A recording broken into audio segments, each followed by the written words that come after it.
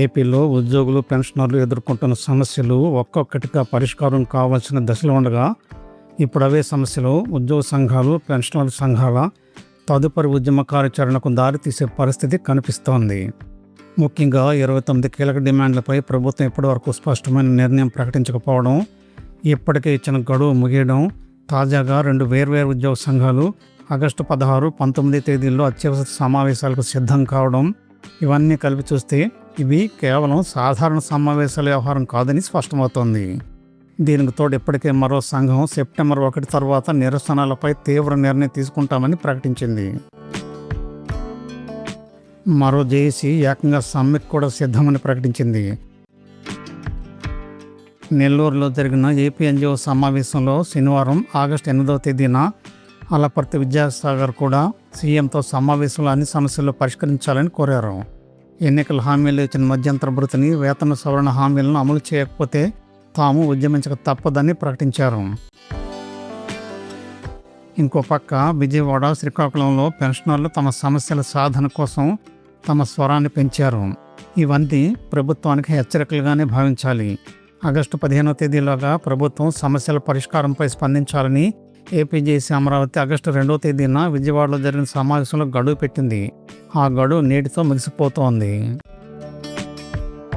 ఇప్పుడు ఆగస్టు 16వ తేదీన ఏపీజేసీ అమరావతి అత్యవసర సమావేశం నిర్వహిస్తోంది. తదుపరి కార్యాచరణకు ఈ సమావేశంలో నిర్ణయాలు తీసుకుంటారని అనుకుంటున్నారు.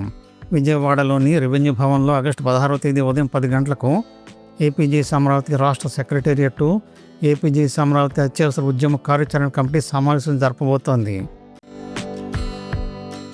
ఏపీజేసీ అమరావతి అధ్యక్షులు బొప్పరాజు వెంకటేశ్వర్లు, ప్రధాన కార్యదర్శి పల్లిశెట్టి దామోదరరావు వెల్లడించిన వివరాల ప్రకారం ఈ సమావేశంలో ప్రభుత్వం నుండి స్పందనపై సమీక్షించి తదుపరి ఉద్యమ కార్యాచరణపై నిర్ణయం తీసుకోబోతున్నారు. ఈ సమావేశానికి రాష్ట్ర సెక్రటేరియట్ మహిళా విభాగం సభ్యులు, ఉద్యమ సభ్యులు, 4 జోన్ల ఇన్ఛార్జీలు, 13 జిల్లాల ఉద్యమ కమిటీ ఇన్ఛార్జీలు హాజరు కావాలని కోరినట్లుగా తెలుస్తోంది. ఇక అసలు విషయం 29 డిమాండ్ల సంగతి.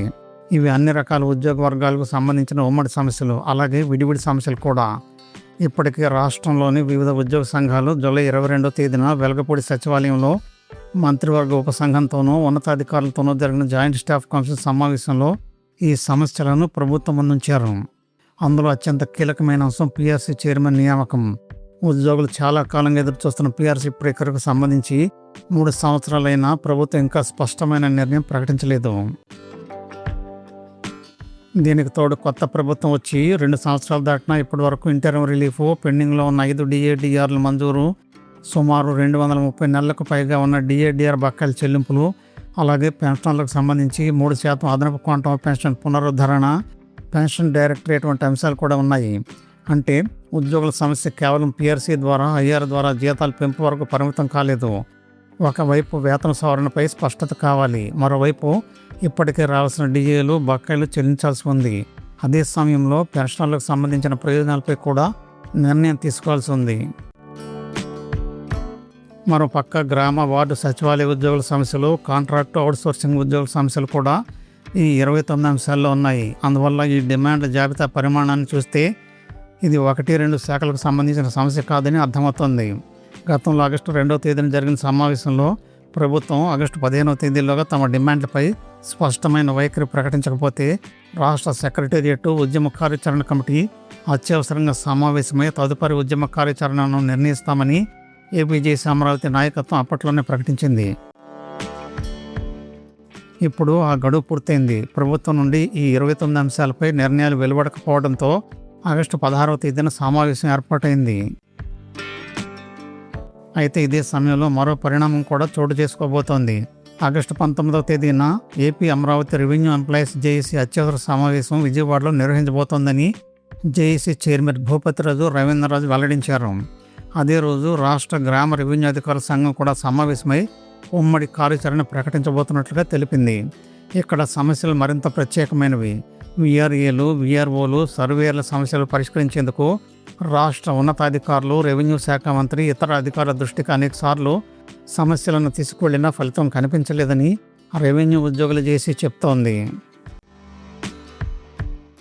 ఈ అసంతృప్తి ఇప్పటికే కార్యాచరణ రూపం దాల్చింది.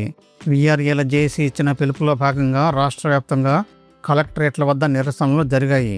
ఈ నిరసనలకు AP Amaravati revenue employees JAC మద్దతు ప్రకటించింది. ఆగస్టు 17, 18, 19 తేదీల్లో సీసీఎల్ఏ కార్యాలయం వద్ద జరగనున్న రిలే నిరాహార దీక్షలకు కూడా జేఏసీ మద్దతు ప్రకటించింది. అంటే ఒకవైపు ఆగస్టు 16వ తేదీన రాష్ట్ర స్థాయిలో 29 ఉద్యోగ సమస్యలపై తదుపరి ఉద్యమాన్ని నిర్ణయించేందుకు ఏపీ జేఏసీ అమరావతి సమావేశమవుతుండగా, మరోవైపు ఆగస్టు 17 నుండి 19 వరకు రెవెన్యూ ఉద్యోగుల సమస్యలపై నిరసన కార్యక్రమాలు కొనసాగబోతున్నాయి. ఆ తర్వాత ఆగస్టు 19న రెవెన్యూ ఎంప్లాయీస్ జేఏసీ ప్రత్యేక సమావేశం జరగబోతోంది. ఈ నెలాఖరు తర్వాత కేఆర్ సూర్యనారాయణ ఆధ్వర్యంలో మరో సంఘం భారీ ఎత్తున సమావేశాలను నిర్వహిస్తామని ఇప్పటికే ప్రకటించింది. ఇక్కడ గమనించాల్సిన ప్రధాన విషయం తేదీలు మాత్రమే కాదు, పీఆర్సీ, ఐఆర్, డిఏలు, బకాయిలు, పెన్షన్ ప్రయోజనాలు వంటి రాష్ట్ర స్థాయి ఆర్థిక అంశాల నుంచి గ్రామ వార్డు సచివాలయ ఉద్యోగులు, కాంట్రాక్టు, అవుట్సోర్సింగ్ ఉద్యోగుల సమస్యల వరకు డిమాండ్ల పరిధి విస్తరిస్తోందనే విషయాన్ని గమనించాలి. అదే సమయంలో రెవెన్యూ శాఖలో వీఆర్ఏ, వీఆర్ఓ, సర్వేల సమస్యలు కూడా ఇప్పుడు మరింత ముందుకు వస్తున్నాయని కూడా గమనించాలి.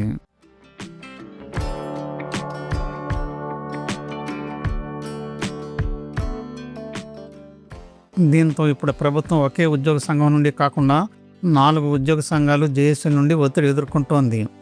అందుకే ఆగస్టు 16వ తేదీ సమావేశంలో కేవలం సమస్యలను మరోసారి చర్చిస్తారా, లేక తదుపరి దశలో నిరసనలు, ఆందోళనలు మరింత తీవ్రం చేసే నిర్ణయం తీసుకుంటారా అన్నది కీలకంగా మారబోతోందని అనుకుంటున్నారు. అదేవిధంగా ఆగస్టు 19వ తేదీన రెవెన్యూ ఉద్యోగుల సమావేశం కూడా మరో కీలక మలుపు కావచ్చు. ఇప్పటికే కలెక్టరేట్ల వద్ద నిరసనలు, సీసీఎల్ఏ కార్యాలయం వద్ద రిలే నిరాహార దీక్షలకు పిలుపునిచ్చిన నేపథ్యంలో ఈ సమావేశంలో ఉమ్మడి కార్యాచరణ ప్రకటిస్తే రెవెన్యూ ఉద్యోగుల ఉద్యమం కూడా మరింత బలంగా మారే అవకాశం ఉంది. మొత్తంగా చూస్తే ఈ 29 డిమాండ్లకు ప్రభుత్వం ఇప్పుడు స్పష్టమైన సమాధానం ఇస్తుంది. పీఆర్సీకి చైర్మన్ ఎప్పుడు నియమిస్తారు, ఐఆర్పై నిర్ణయం ఏమిటి, పెండింగ్ డిఏలు, డిఆర్లు, బకాయిలు ఎప్పుడు చెల్లిస్తారు, పెన్షన్ ప్రయోజనాలపై ఏం చేస్తారు, రెవెన్యూ ఉద్యోగుల సమస్యలకు ఎప్పుడు పరిష్కారం చూపుతారు అన్నవి అసలైన ప్రశ్నలు.